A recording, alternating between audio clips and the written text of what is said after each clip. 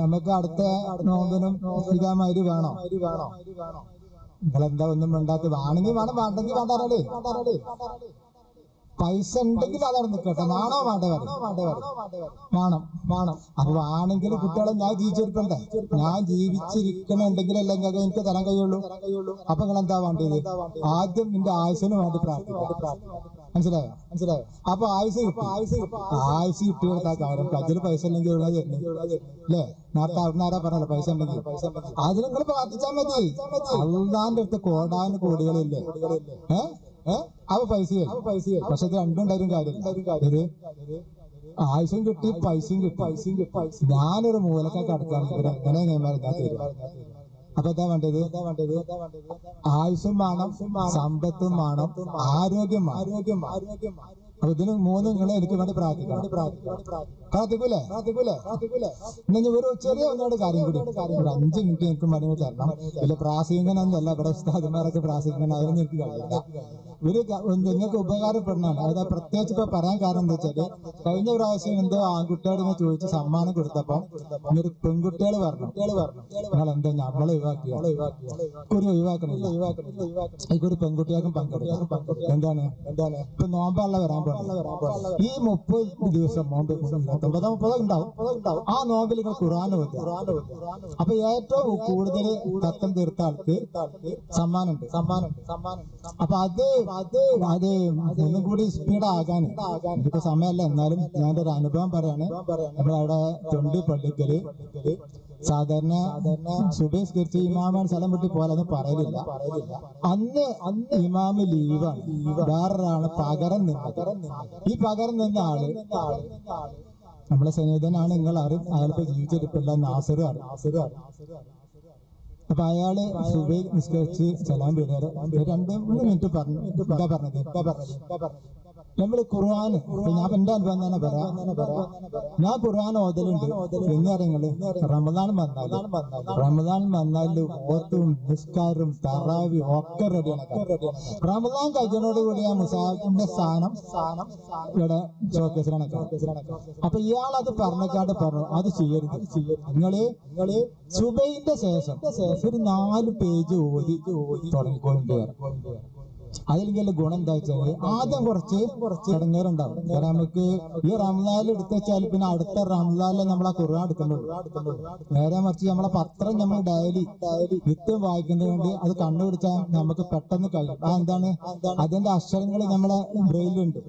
ഖുർആൻ അങ്ങനെയല്ല. ഖുർആൻ പിന്നെ അടുത്ത കൊല്ലം കഴിഞ്ഞിട്ട് നമ്മൾ ഖുർആനിൽ ആദ്യത്തെ 10 ഓതുകയാണെങ്കിൽ നടുവത്തെ 10 കടക്കുമ്പോൾ കുറച്ചും കൂടി സ്പീഡാകാൻ കഴിയും. സ്പീഡ് പറഞ്ഞാല് ഉദാഹരണമായിട്ട് ഒരു യൂസ് ഓതാൻ ഒരു മണിക്കൂറൊക്കെ എടുക്കുന്ന ആളാണെങ്കിൽ അതിങ്ങോട്ട് 30 മിനിറ്റ്, പിന്നെ ലാസ്റ്റ് ആകുമ്പോൾ ഒരു 20 മിനിറ്റ് കഴിയും.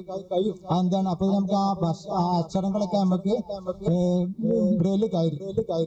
അപ്പൊ അങ്ങനെ ചെയ്താൽ പിന്നെ ഈ പ്രയാസം ഉണ്ടാവില്ല എന്തായാലും മനസ്സിലായി. എങ്ങനെ വെച്ചാല് ഇയാള് പറഞ്ഞതനുസരിച്ച് ഞാൻ പിന്നെ എന്നും അൽഹംദുലില്ലാ ഇന്ന് രാവിലെ ഖുർആൻ ഓതും. അപ്പൊ ആ അനുഭവത്തിന്റെ വെളിച്ചത്തിൽ ഞാൻ ഹജ്ജിന് പോയപ്പോ ഇതൊക്കെ ആൾക്കാരോട് പറഞ്ഞു ഇങ്ങനെ എനിക്കൊരാളെന്ന് ഒരു ഉപദേശം കിട്ടിയതാണ്. പറയാനുള്ള കാരണം എന്താ വെച്ചാൽ എന്റെ ഒപ്പം ഒരാളുണ്ട് ഈ വന്ന യൂസിന്റെ മാതിരി ചെറിയ ഓരോ യൂസിന്റെ വലിയ അക്ഷരമല്ല, ഓരോ യൂസിന്റെ മുസാബാണ്. ഞാൻ ചോദിച്ചു ഇതെന്തിനാ നിങ്ങൾ കൊണ്ടുവെടുക്കണേ? ഇവിടെ മക്കത്ത് 30 യൂസ് 60 ഒക്കെ ഉണ്ടല്ലോ ഇഷ്ടംമാതിരി, പിന്നെ എന്തിനാ കൊണ്ടുവെടുക്കണേ? അതെനിക്ക് ഓതാൻ അറിയില്ല. ഇയാൾക്ക് ശരിക്കും ഓതാൻ അറിയില്ല. അപ്പൊ മറ്റു വലിയ അക്ഷരമാകുമ്പോൾ തപ്പിപ്പിടിച്ച് ഓതാലോ. അപ്പൊ ഞാൻ ആ ഉപദേശം കൊടുത്തു. എനിക്ക് കിട്ടിയ ഉപദേശം ഞാൻ അവർക്ക് കൊടുത്തു. അതിനുശേഷം ഹജ്ജ് കഴിഞ്ഞ് വന്നവരെ ആളിനെ വിളിച്ചിട്ട് വരാം, ഞാൻ ഉഷാറായി. അൽഹംദുലില്ലാ. അത് ആർക്കൊക്കെ കിട്ടി?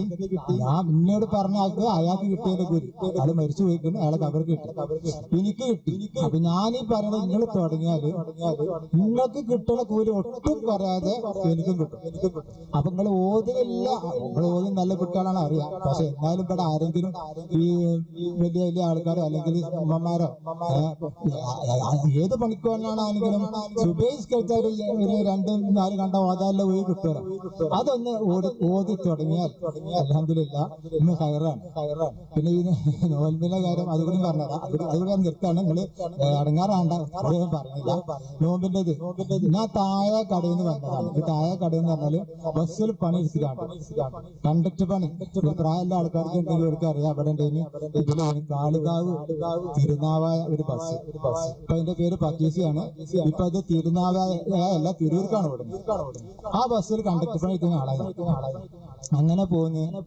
അത് കഴിഞ്ഞിട്ട് പിന്നെ ഞങ്ങള് ഒക്കപ്പാടെ കൂടിക്കാണ്ട് അതായത് ഷെയറായിട്ട് ഒരു ബസ് എടുത്തു. അപ്പൊ അന്ന് ആ ബസ് ഇപ്പൊ ഇതിൽ പോണ ബസ്സിന്റെ നാട്ടിൽ കൂടെ വരില്ല. ഇവിടെ വീട് ഇടവണ്ണന്റെയും മമ്പാന്റെ ഇടയിൽ കൊണ്ടോടാ.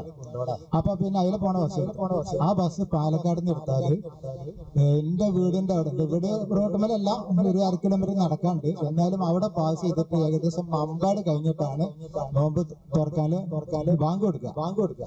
അപ്പൊ എന്റെ അഞ്ചന്മാര് ചെറിയ കുട്ടികളാണ്, ഒരു തുറക്കാനുള്ള സാധനം തരും. അപ്പൊ ഈ മമ്പാട് കഴിഞ്ഞാല് കാരക്കൊണ്ട് ബാങ്ക് കേൾക്കുമ്പോ തുറക്കും.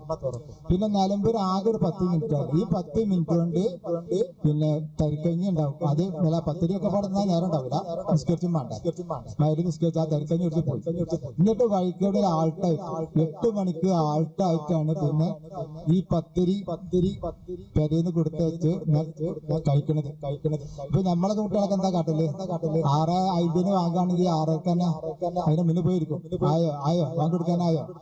അപ്പം ആ പട്ടിണി കടന്നുകാണ്ട് പോകുന്ന എനിക്ക് ഇപ്പൊ നോമ്പെന്ന് പ്രശ്നമില്ല. ഇപ്പൊ ആരോഗ്യപരമായിട്ട് കുറച്ച് ഇതുണ്ട്. പക്ഷെ എന്നാലും അത്രയും കഷ്ടപ്പെട്ടുകൊണ്ടാണ് ഇന്ന് അൽഹംദുലില്ലാ ഉസ്താദ് പറഞ്ഞ മാതിരി ഒരു 500 ആളെ വീട്ടില് 500 അല്ല, ഇപ്പൊ കഴിഞ്ഞിട്ടില്ല, നാളെയും കൂടി. നാളെ എന്റെ ഭാര്യന്റെ നാട്ടിലാണ് നമുക്ക് കൊടുക്കാൻ കഴിഞ്ഞത്. അൽഹംദുലില്ലാ അള്ളാനെ സ്തുതിക്കുന്നതാണ്. കാരണം ഞാൻ പറയാം ഒന്നുമില്ലാതെ 0 വട്ടപൂജ്യം. ഇന്നിപ്പോ ഇന്നിപ്പോ അൽഹംദുലില്ലാ എന്റെ എല്ലാ ആഗ്രഹങ്ങളും കഴിഞ്ഞു. ഇനിയിപ്പം നേരത്തെ ആരോ ചോദിച്ചു രാജാവിനൊക്കെ എത്ര വയസ്സായി? ഞാൻ പറഞ്ഞ മുത്ത് നബി വഫാത്തായ കണക്കിൽ ഇപ്പൊ ലാഭത്തിലാ കൂടുന്നത്. കാരണം 63-ലല്ലേ നബി വഫാത്തായത്. എനിക്ക് 66 വയസ്സായിട്ടുണ്ട്. അപ്പൊ ബോണസ് ഇനിയിപ്പോ എത്ര കിട്ടിയാൽ ലാഭാണ്. അപ്പൊ എന്നാ മാതിരി എല്ലാവരും ഞാൻ പറഞ്ഞ ഇതൊക്കെ ഒന്ന് ശ്രദ്ധിച്ചിട്ട് പിന്നെ നമ്മളെ പെൺകുട്ടികൾക്ക് അവിടെ കേൾക്കുന്നുണ്ടാവും. എന്നാലും ഇവളും കൂടി ഓതിക്കോളി. First, second, third.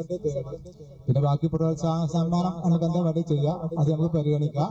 പക്ഷെ ആ ഒരു കളവ് പറയരുത് കേട്ടോ. കളവ് പറഞ്ഞാൽ നിങ്ങൾ ഓതിന്റെ കൂലിയല്ല, നിങ്ങൾക്ക് ഏറ്റവും നഷ്ടമാണ്. അപ്പൊ ഇത്തിരി പറഞ്ഞ നിർത്തുന്നു. അസ്സലാമു അലൈക്കും.